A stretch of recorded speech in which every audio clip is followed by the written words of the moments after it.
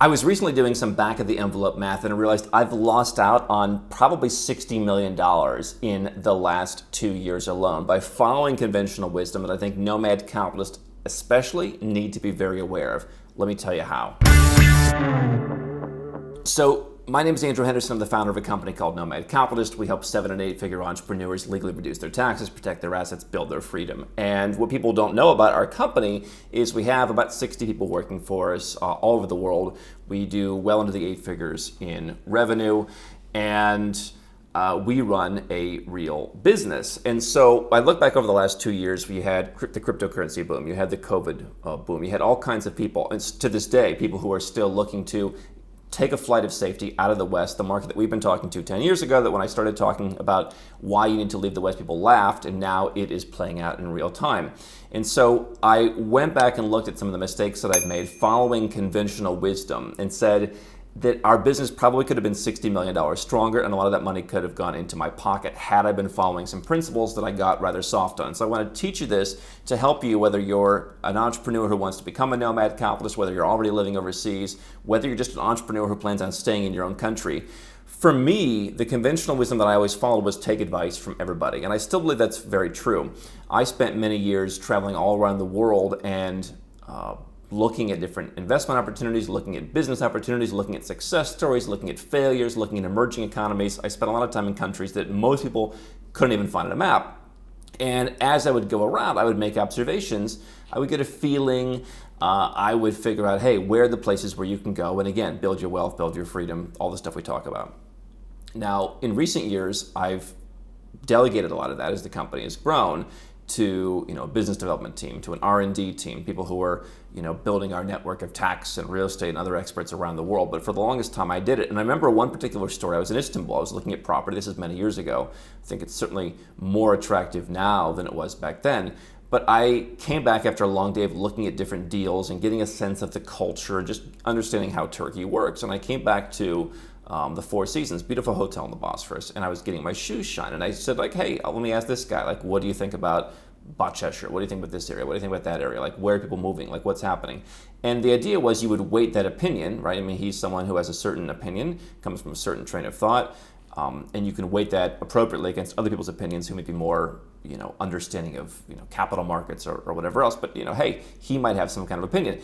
Understanding that, yes, I mean, people knew that the 1920 stock market was out of control when people were getting stock tips from their shoe shine boys. But I figured, hey, who am I to turn down advice from people and just put that all together?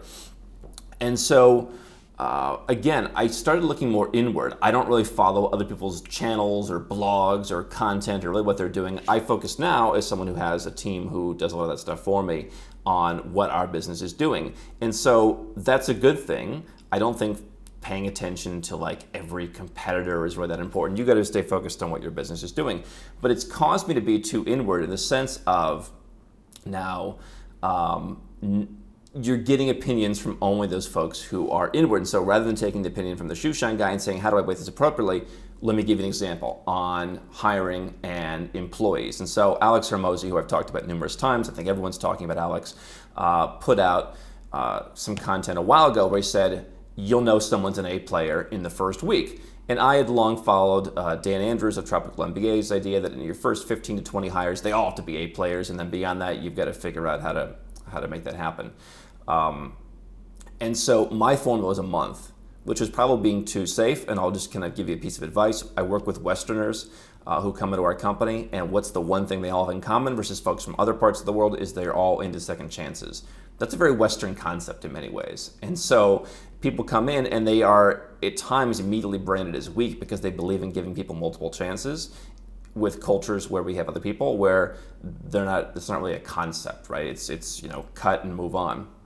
And so my philosophy compared to Alex's philosophy is 4 times more generous because I was giving people a month, and after a month, okay, if you stink, we're gonna try and get you out. Then he put out a piece of content recently where he said, we fired, I think it was a C-level executive, someone very high up in the company within 36 hours. The guy couldn't figure out Zoom. It just didn't work out. And what were the comments every time? And then he also puts out content about how, hey, we hire and fire salespeople in 2 weeks or whatever the case may be. And what happens every time? What's the feedback universally on a business channel where you think people want to be business owners? What is that feedback? the feedback on everything related to hiring is really terrible. Like, you're a horrible person, like just really kind of toxic stuff.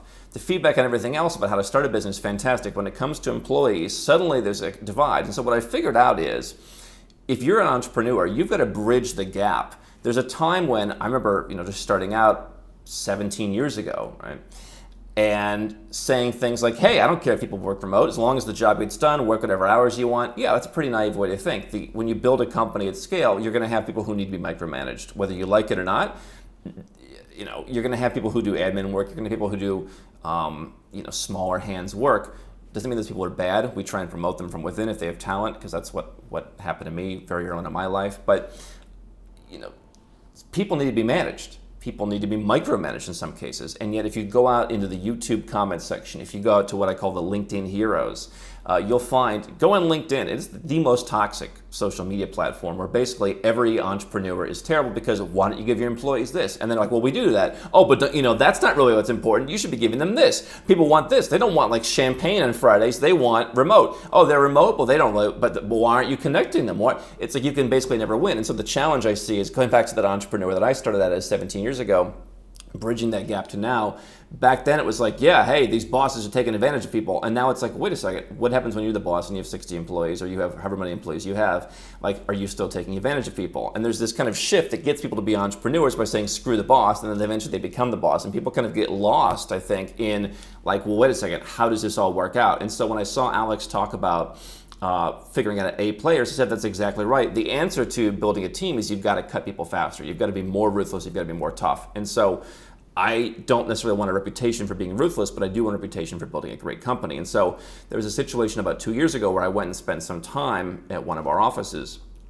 And I got frustrated because people literally wouldn't say hello to me in the morning. It's just against the culture, really. And I really okay, what's going on? Is this really what we want? And then I looked at the customer service numbers, and I think back then it was like 97.5% customer satisfaction. 2021, 99% customer satisfaction. Literally, not even including people who came to an event or did other things, but just client satisfaction was over 99% for the first time. And I'm like, okay, well, there must be something that I'm missing. And so I'm just going to kind of put my concerns to the side. And basically it was taking opinions from other folks and aggregating those and saying, okay, let's have 20 against one, or let's have 20,000 against one on LinkedIn, where like you say, hey, we for the longest time haven't really hired that many positions remote.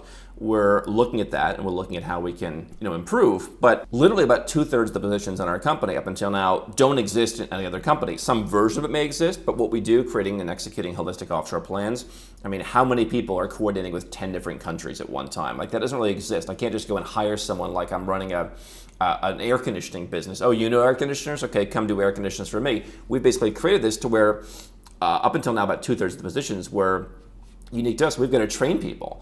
And so the idea was have them all together, have them learn from each other, and that's worked very well. Now the question is, do we want to be remote? But it's hard to make a decision in some regards because you've got to basically filter out all those other opinions, people who want a remote job, and therefore they come. I can't tell you how many people have bullied me on LinkedIn, people who have found me on my personal social media platforms to send me a message. Not only that, like, I was told, you're not hiring me. What kind of a chop shop do you run over there? Like 21-year-old intern candidates who got rejected, not ghosted, like messaging me like what a terrible person I am for not hiring them. But also people who were like, oh, like what year do we live in? 2021, like that you don't want to hire someone remote. It's like, well, we had a system that worked for us to aggregate talent and build that talent and grow it together. And so now at a certain point, we're looking to expand. But the point is, how many things are you doing in your business where the vast majority of people are against you? Yes, it seems very intuitive. It may even seem obvious, the idea that if you're a business owner, you are a small minority.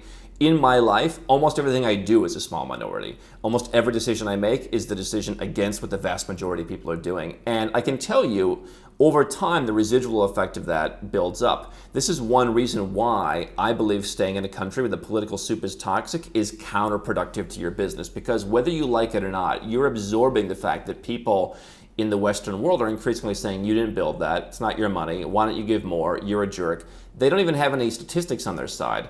But as human beings, we want to go along with certain emotions. We're want to follow the herd. Even if we don't believe in following the herd, we will eventually be like, well, hold a second. Why is everybody else thinking this and I'm thinking this? Like, maybe I should evaluate my position. One of my greatest strengths has been listening to everyone's opinion, and yet one of my greatest weaknesses has been listening to everyone's opinion and kind of giving people their own voice. I don't read news in the United States other than what I want to talk to you about and other what I need to know about the business. And as I get phased out of being on camera over the coming months and years, and I'm doing less and less of that, I will read less and less US news, hearing how people who start businesses are evil. Because I think that, again, even other people who are just starting businesses now are like, hey, look at that business of where I'm going to be in 5 years, that guy's evil. And you're like, oh, well, this guy's an entrepreneur just as I am, right? I've met numerous people who have started businesses who want to be my friend, or we are friends, whatever, and like they have 2 or 3 employees, and they think that when you get to 60 employees or 100 employees that you just become some corporate hack, and it's like, wait a second, isn't that your goal? And so anyway, to put this all together, I reached a plateau personally where we got our company into the multiple 8 figures, and I realized I've been really susceptible as a rather introverted person. Even when I get invited to speak places, I get invited to meet people, I generally don't do it. Even when I was in the United States and I had plenty of opportunities to meet successful people, I just generally didn't do it. So I built this kind of on my own, getting, not without, of course, the help of the team, but just on my own in terms of I'm not constantly interfacing with other people at this level. And so now what I'm realizing is we all have a plateau. And just as you're going to run into a plateau if you buy into this image of I'm going to work off the free Wi-Fi at a cafe at a beach in Bali, you're going to plateau pretty quickly at whether it's 100 grand or 200 grand or whatever. Like, that's not going to scale very well, right? So we're a long way past that. But there's now the plateau of what's your surrounding environment. And I think that for me, being around people who actually speak the language, not who speak English. I live in Malaysia part-time. I love Malaysia. There are some little cracks in Malaysia, and I think that Malaysia, perhaps, you can get your business, if you were to be here, into where we're at now, into the 8 figures. Are you going to build $1 billion company while living in Malaysia? Quite possibly you could, but I think the answer for most people is probably no. I think for me, the answer is probably no. Does not mean I'm going to stop living part-time in Malaysia, but it means adding more high-level places to the mix. And so if you're starting out and you want to go offshore and your business is at $20 million, I would encourage you to go for a much stronger place. Now, in many cases, that's just kind of natural. I would suggest, however, to peel back the veneer. I think you're more likely to build that business in Kuala Lumpur, for example, than you are in Dubai. I think Dubai, people have this image of Dubai that is not entirely correct. Dubai has a nominal amount of Western talent, and it's generally not the A-level talent. Those folks are going somewhere else. And so, the idea of I'm just going to go to Dubai because it seems like the answer, I would suggest that places where English is actually the language and everyone actually speaks English could be the answer. Obviously, we talk here about reducing your taxes, and I still believe that. But you've got plenty of countries in, let's say, Europe, for example, where you can pay very little taxes through a non-dom program, through a lump sum. So whether we're talking Switzerland, whether we're talking Ireland, you're probably not going to do much better in Italy or Greece or even Malta. But countries, the Cayman Islands certainly is a good talent. If you're in something like cryptocurrency, Dubai could, because you've got that ecosystem. If you're an American, Puerto Rico has certain ecosystems of folks who are leaving for tax benefits. And so you're actually seeing communities being drained in parts of the US and going to places like Puerto Rico, going to places like Dubai. You do have some of that in Portugal, again, probably a little bit laid back to actually be pushing things to a high level. You're going to get a lot of the pushback of, hey, we work till 4 o'clock. And I don't really believe in that. So the point is, for me, probably $60 million in lost revenue by saying, let me listen to everybody and say, let me give someone a second chance. Or bringing in a manager who's like, hey, I'm a Westerner and I believe in second chances. And then seeing the cascading effect of not being respected or being viewed as weak for doing that and saying, yeah, old business rules still apply, which I think when you're living the nomad capitalist lifestyle, you're more detached from, because you somehow think that, the world, like everything just changes when you're living in another country. No, you still have to hire slow, fire fast, or worst case scenario, hire fast and fire fast. You still have to be incredibly demanding. You still have to be particular. And you have to understand that the vast majority of people, including in your social media feed, even on the so-called professional channels like LinkedIn, are going to complain about that. Because the average person wants a job, they want to keep a job. The general trajectory, especially in the Western world right now, as I've seen, is people literally just insulting you when you just don't give them a job. Imagine you hire them for a job, they don't do a good job, and then you don't want them in your company anymore, not because you hate them, just because it's not a fit. And so the trajectory is you're a terrible person. So you've got to be able to push back on all this. Even if you're living in the United States, even if you're living in Australia, Canada, whatever, running your business, you've got to find a way to push back on all this. And I think it's even worse in Western countries, because just again, the general news media trend is, why don't we have a wealth tax? Why aren't these evil pigs paying more? And so at least where I live, even though there's certain elements that maybe are going to stop you from going to the billion-dollar company level, at least I don't hear a lot of negativity about wealthy people, generally speaking. And to the extent it exists in some circles, I'm just not involved in those circles because I'm not entirely plugged in.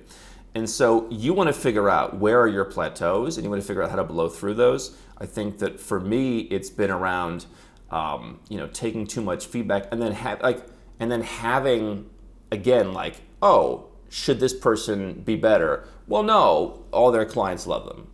Okay, that's cool, but doesn't mean that you can't have someone who all the clients love who's even better. And so, fundamentally, the issue is, who are you taking advice from, especially when you're going out overseas? What are you listening to in the news media, and how's that affecting you? For me, obviously we've done very well over the last couple of years, but I look at it as, well, what did we lose by not applying these principles better? And I think that's what it is. And so forget taxes, right? This is a sort of tax, right? And I'm not saying this would have been any better had it been in the United States. I think it would have been worse. But what taxes are you paying besides the regular taxes? Even if you're already offshore, you're paying a tax by perhaps listening to the wrong people and following the wrong narratives and not pushing back and not acting fast enough. And that's something that people should be aware of.